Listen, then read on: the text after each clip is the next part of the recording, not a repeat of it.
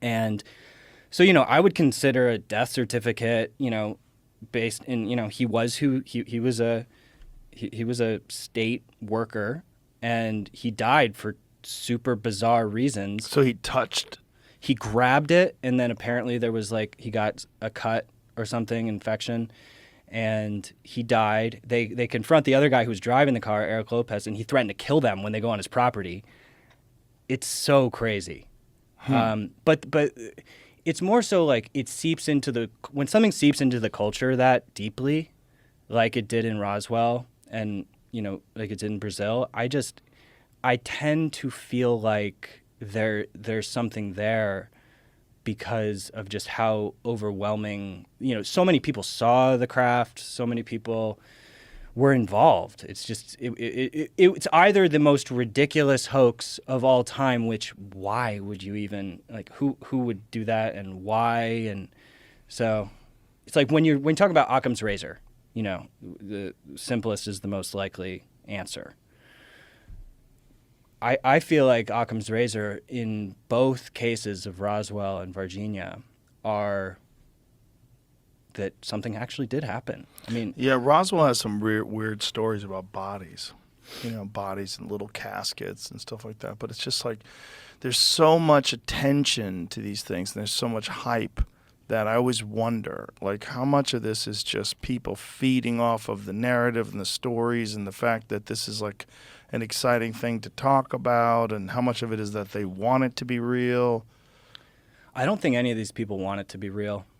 I mean, half of the witnesses will only go on video with, voice modulation and, isn't that and from possibly behind. Because of ridicule? Yeah, but why? But they don't even. Yeah, because they don't want to. But they don't want to do it.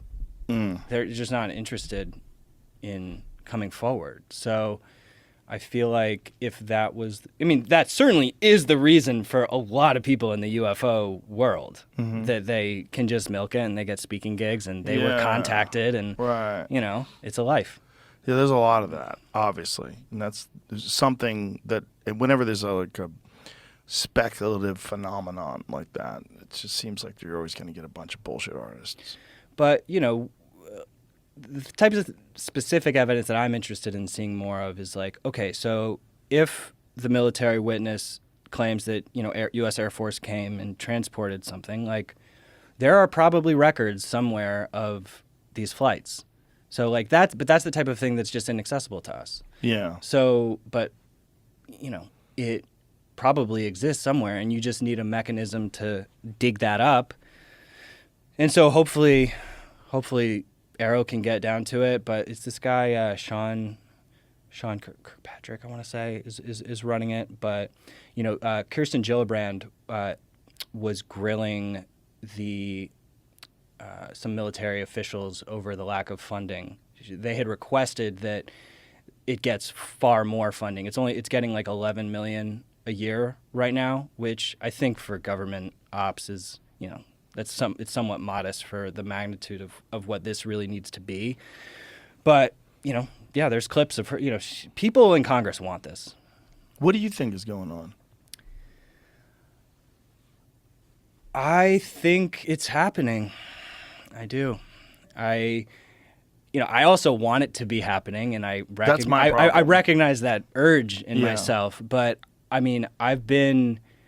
have no interest in falling for bullshit. I don't.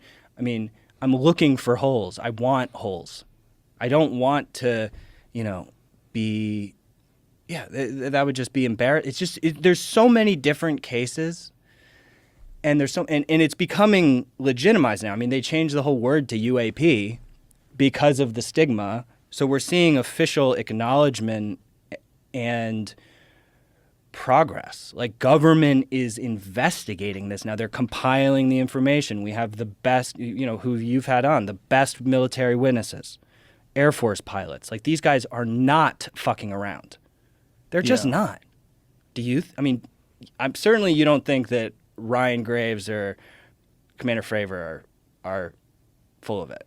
No, I don't think they are. Ryan Graves doesn't have a physical interaction with them. He basically what he said was they upgraded their equipment, and then immediately they started seeing things that are defying what they understand to be the laws of physics and what are currently known methods of propulsion and the way these things are able to operate and stay stationary in 120-mile-an-hour winds and things along those lines.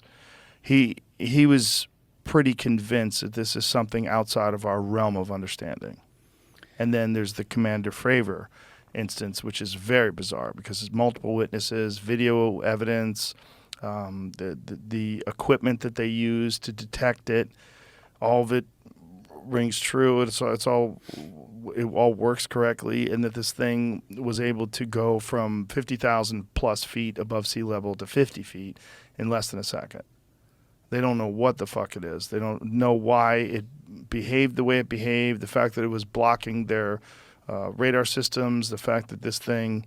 It knew where they were going to go? Yeah, and went to their cat point, which is their predetermined location where they were supposed to meet up later. It went immediately to that.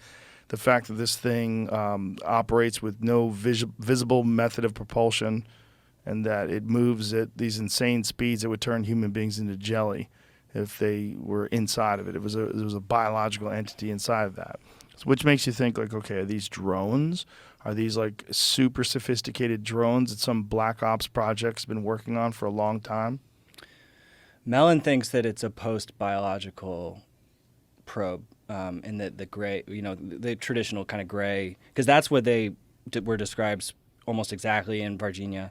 The drawings of it, the renditions of what the witness saw looks just like the gray, except it was brown with red eyes.